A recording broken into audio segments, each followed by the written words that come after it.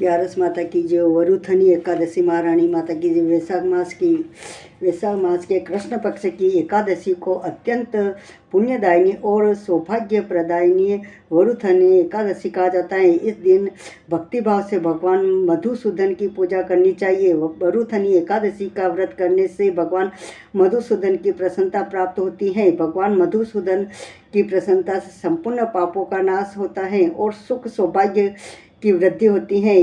कामदा एकादशी का संपूर्ण वृत्तांत सुनने के पश्चात महाराज युधिष्ठिर ने भगवान श्री कृष्ण से विनती की कि हे मधुसूदन, अब आप मुझे वैशाख मास के कृष्ण पक्ष की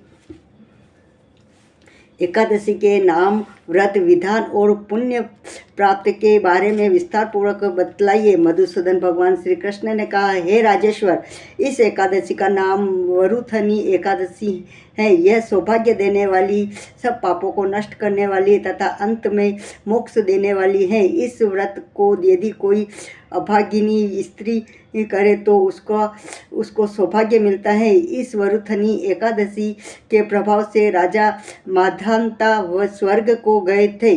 मरुथनी एकादशी का फल 10,000 वर्ष तक तप करने के बराबर होता है। कुरुक्षेत्र में सूर्य ग्रहण के समय 1,00,000 बार स्वर्ण दान करने से जो फल प्राप्त होता है वही फल वरुथनी एकादशी का व्रत करने से मिलता है। वरुथनी एकादशी के व्रत को करने से मनुष्य इस लोक में सुख भोगकर अंत में परलोक में स्वर्ग को प्राप्त होता है।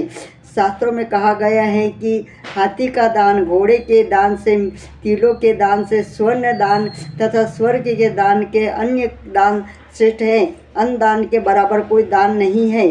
अन्न दान से देवता, पितर और मनुष्य तीनों तृप्त हो जाते हैं। शास्त्रों में इनको कन्यादान के बराबर माना गया है। वरुथनी एकादशी के व्रत से अन्न दान तथा कन्यादान दोनों के योग के बराबर फल मिलता है। जो मनुष्य लोभ के वश में होकर कन्या का धन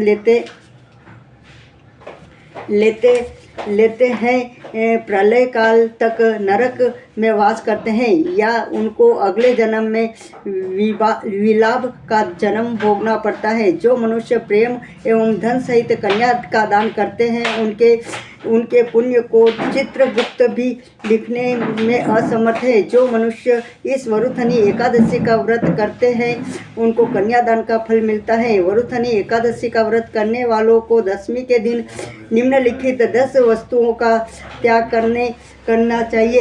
एक कांसे के बर्तन में भोजन करना, मांस, मसूर की दाल, चना, कोदा, शाक, मधु, शहद, दूसरे को अन्न,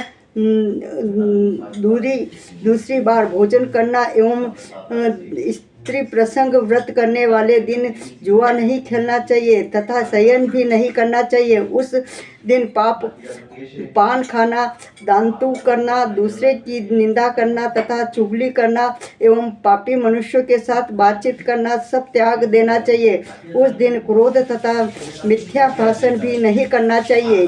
हे राजन, जो मनुष्य विधिवत इस एकादशी व्रत करते हैं उसको स्वर्गलोक की प्राप्ति होती है। अतः प्रत्येक मनुष्य को यह व्रत अवश्य करना चाहिए तथा पापों से डरना चाहिए। इस व्रत के महात्म्य को पढ़ने तथा सुनने मात्र से 1,000 गोदान का फल मिलता है। इसका फल गंगा स्नान के फल से भी अधिक होता है। श्री वरुथनी एकादशी महारानी माता की जय।